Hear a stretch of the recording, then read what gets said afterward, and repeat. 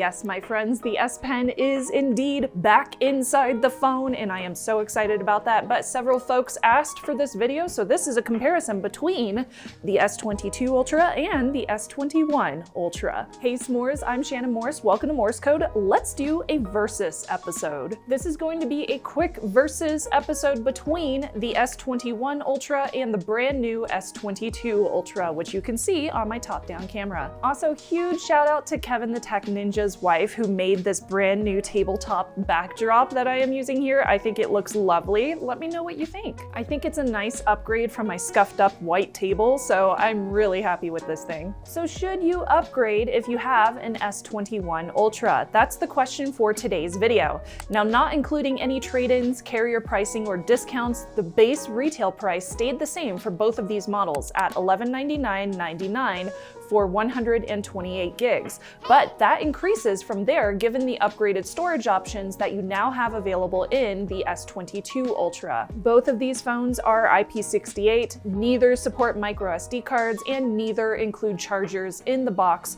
but you will notice right out of the box that the dimensions do vary. Both of these phones look starkly different even though they are just a one-year generational upgrade. So first up we have the S21 Ultra dimensions. Yes, I do have a sticker over my IMEI number.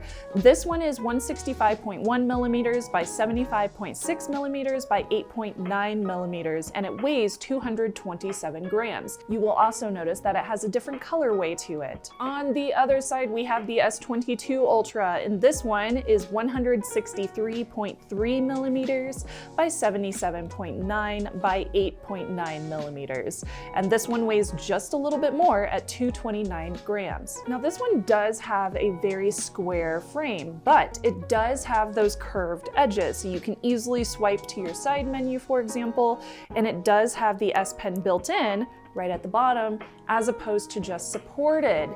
Now on the S21 Ultra, it is just supported. So you can use it, but if you're anything like me, you would probably lose it if it is not just built into the phone. Samsung's border reduction structure, called BRS, shaved off a little bit of the bottom of the bezel on the S22 Ultra, so the aspect ratio on this one is 19.3 by 9 instead of the S21 Ultra's 20 by 9. The S22 Ultra does have standalone camera lenses rather than a camera housing, which you can see here. Now, I did bring over a couple of additional phones because I wanted to show you a comparison and kind of explain why I have my preference the way I do. With my iPhone 12 Pro Max, I do have a white stone dome cover on the lenses right now, but if you take that off, you will notice that each of these lenses are standalone. And one thing I noticed while having this phone is dust gets around these lenses very, very easily, and it makes it a little bit harder to clean. On the other hand, if you have something like the Google Pixel 6, which has just one flat piece where all of the lenses go, this is the camera housing, it's much easier to just wipe it down in one go, and you don't have dust collecting around the edges of these separate lenses, the flash over here, so it's a little bit easier for me to clean. With that said, I do prefer having a housing because I do find it easier to clean the lenses on the back of the phone as opposed to having separate ones, which makes it a little bit harder to keep those clean, especially depending on what kind of case you choose to put on your phone. Now, looking at these side by side, they both have a 6.8-inch screen. This is the S22 Ultra right here. This is the S21 Ultra. These are also both Quad HD Plus screens, but the S22 Ultra does have some upgrades. It features a bigger range for the refresh rate from 1 to 120 Hz instead of the 10 to 120 Hz, and the upgraded HDR10 Plus support also includes a higher peak brightness recorded at 1750 nits brightness for HDR content instead of the 1500 that you get on the S21 Ultra. The S22 Ultra also has an additional 240 Hz touch sampling rate for game mode, vision booster, and eye comfort technology. The S22 Ultra also has the new Qualcomm SD 8 Gen 1 or the Exynos 2200. Both of those are going to be upgrades from the Qualcomm SD888 or the Exynos 2100. I have the Qualcomm models for both of these since I'm in North America. The included RAM on the S22 Ultra starts at 8 gigs, while the S21 Ultra starts at 12 gigs for 128 gig models. So that is going to be a slight downgrade in that department, but the storage options are a bit of an upgrade. The S22 Ultra can be upgraded to 1 terabyte. That's quite a lot for a phone. The S22 can hit 45 watts charging speeds, while the S21 maxes out at 25 watts. Now, in reality, in the times that I have been using these and charging them side by side, the time it takes to hit 60% battery with a 25 watt charger versus a 45 watt charger is actually not that noticeable. There's a little bit of a better speed on the 45 watt charger whenever I'm charging my S22 Ultra, for example, but it's not that big of a difference. So I would not upgrade this phone just for the 45 watt charging.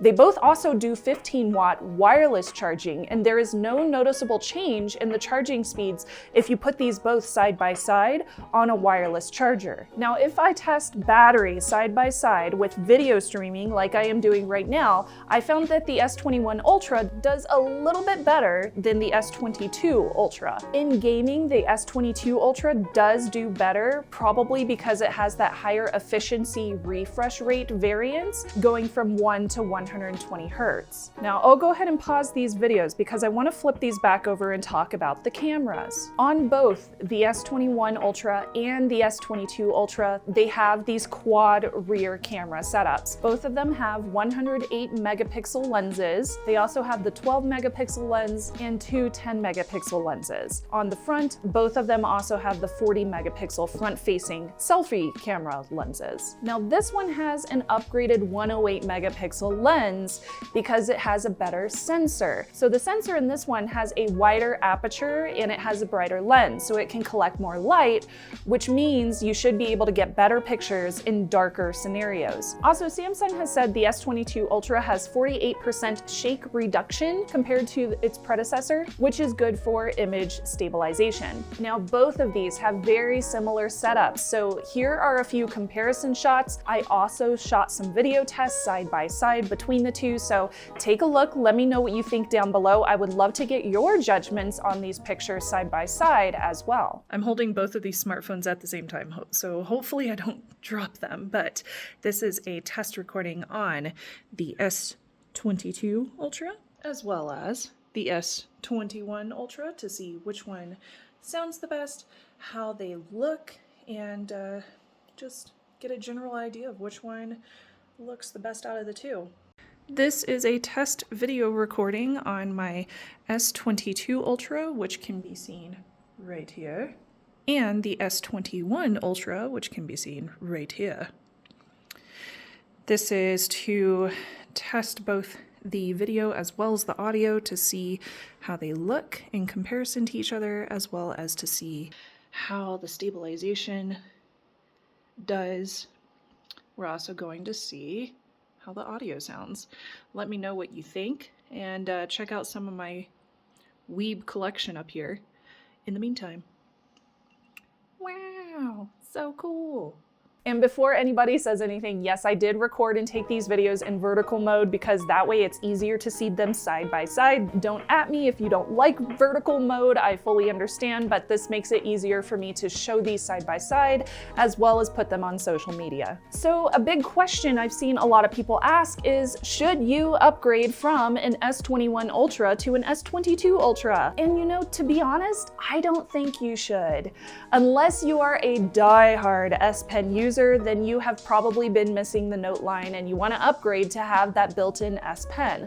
But the experience of using these phones side by side, they are fairly similar. In terms of using the operating system, I feel like the speeds of using them, flipping between applications, the shutter speed is very similar on both of these phones, especially when I am using them both in hand. It's not a huge upgrade, even down to the battery lives and the photography. Of course, if you want to upgrade, you do you. I will not stop you. Your needs may vary from my needs, and that's completely understandable. But for the folks who did ask me, I'm gonna say no, don't upgrade. Save your money, keep your S21 Ultra until those security updates stop coming in, the phone becomes unusable, maybe your battery gets bad, or we see a bigger generational upgrade from one to the other. But again, for the S Pen users who have been missing the note, of course, you would probably want to upgrade. Now, I will be posting a full deep dive of the S22 Ultra. I purchased mine, so it came in the very same day as every other consumer who pre-ordered one when the announcement hit. I know a lot of them are still waiting to get shipped, but I did order that same day of the announcement, so I was able to get mine on that final delivery day.